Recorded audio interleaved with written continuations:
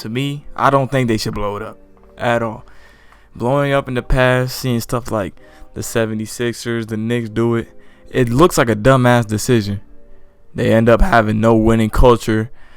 I mean, nothing gets done. The 76ers, they have a whole lot of great players right now, but their management wasn't good enough to put the right people around the great players. Alright. So here's the pros to running it back. If you run it back and you stay competitive, you keep a winning culture in Houston. We know Houston's not one of the bigger markets like Miami, LA, Boston to some certain extent, Golden State. They ain't one of the bigger markets. So how do you get people to come to play for you? You have to have a winning culture. Denver. Why Jeremy Grant wants to come back to Denver? There's a winning culture there. Everybody cares about winning. And if you don't have that,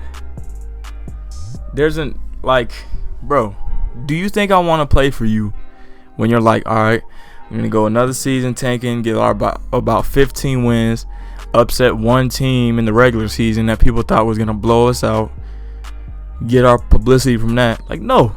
You lose fans off that. 76ers fans have left the fandom because they were tanking. It's stupid. All right, it's very dumb. And like I'm saying, man, tanking is not good for the city or the fans. 76er fans hated Sam Hinkie because of his willingness to lose and not be a competitive organization. And they hated how they had to wait up to 5 years to find any certain thing of success, whether that be winning a Rookie of the Year, getting to the playoffs, doing anything. Trust me, when I was a Nuggets fan, when we were losing, I didn't watch a quarter of the amount of games that I watched today. I was like, look, we have dumbass Emmanuel Mudiay, we have Yusuf Nurkic. We're going to win about 5 games this season. We're going to suck. And yeah, I liked the Nuggets back then, but no, I did not watch them. Same thing with the Miami Heat. Once I left Miami, once I stood up to Denver. But once I left Florida, the Heat were still in contention. They still had LeBron, so I still watched. And then around 2015, they started sucking.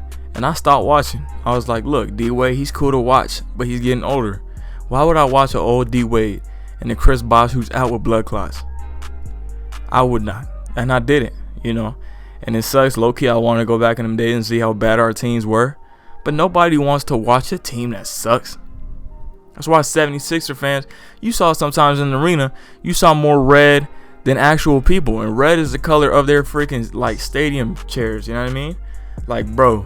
It was horrible. You could look in the stadium and be like, hey, I could probably go in there, sit in that seat for about $5, and that shit is courtside. That's how bad it was. Alright, and then rebuilds, like Miami's, was perfect. You know what Miami did? They didn't suck completely as a team.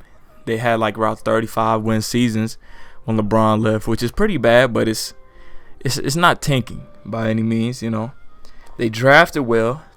A.K.A. Bam Adebayo at the 13th pick or 14th pick. Tyler Hero at the 13th pick. 2 great draft selections that might be one day the best player in their draft class and nobody saw happening. They didn't trade up. They didn't try to get rid of assets to just get his franchise player and trade up. They didn't try to do anything. And their winning culture in the end of the day, when they had Wayne Ellington, old-ass Joe Johnson, Dwayne Wade, of course, Udonis Haslem, when he used to play minutes.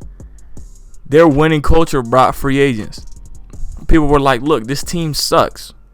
Which was a.k.a. Jimmy Butler. They barely made the playoffs before that, right? They barely made the playoffs. Lost in 4-7 to Philly, I think. And you know what? Next year, they got Jimmy Butler, a hard worker and a star. And they get attracted a star because of that winning culture. Now, let's look at this, all right? This is how Miami also did it, which I'm saying Houston should do. Because Houston, right now, they have 2 superstars. You don't trade them. I'll get into that later in the video. But how Miami did it. They developed young players, and they devoted themselves to developing young players. Remember seeing stuff in Golden State before they were a good team? They were trying to develop the hell out of Steph Curry, who was the 9th pick. Klay Thompson, who was the 11th pick. Like, these are late lottery picks, and they got developed into superstars. And then Draymond Green, obviously a second rounder, he got developed into a damn good player, man. And they were like, okay, we can't like base our whole franchise off. Let me get LeBron to come to LA, or let me get LeBron to come to Golden State, or let me get LeBron to come back to Miami. No, they didn't base their whole culture off this. That would be a dumb culture. You can get LeBron to come easier if you have a winning culture, even though LeBron is kind of known for not going to places with winning culture.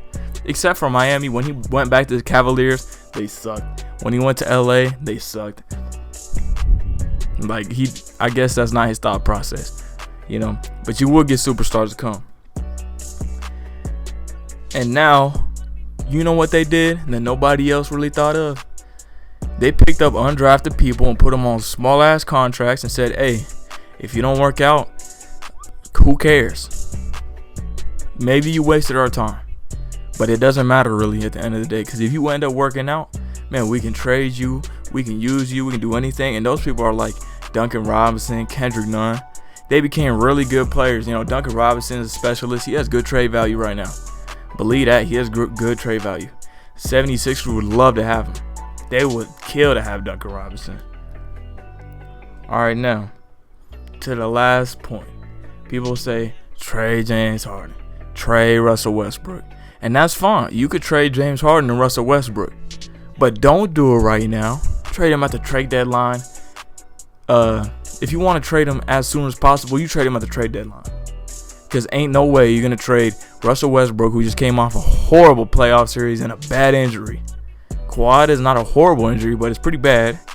You know, he came off. He had like a game against the Lakers where he was like 8 points, 2 for 13 shooting, 8 turnovers or something. Like, bro, hell no, I'm not trading you yet, bro. You gotta reprove yourself so I can get more out of you than just that. You know, you can gas him up to where he's like damn near MVP level, Russ. Gas him the hell up. Get as much as you can out of him. But you do not trade him right now. That is stupid. That's horrible. It's a dumbass decision. All right, now, if you trade Harden, obviously you're going to get a package out of Harden no matter what. A huge package.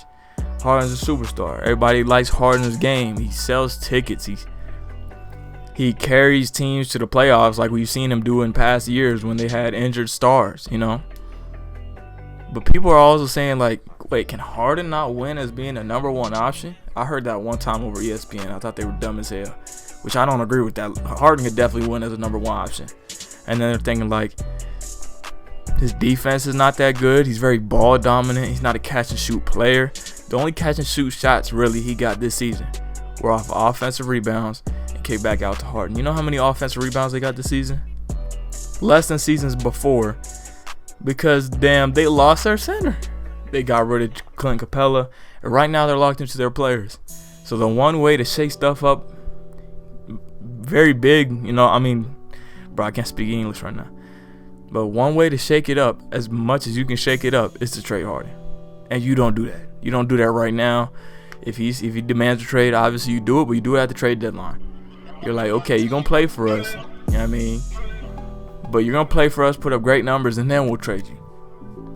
But yeah, that's it, y'all. This is why Houston shouldn't rebuild, shouldn't tank, shouldn't tear the whole thing down.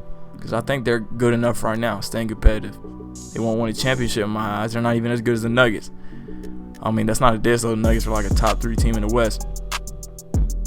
But, you know, like the video, subscribe, all that. Yeah.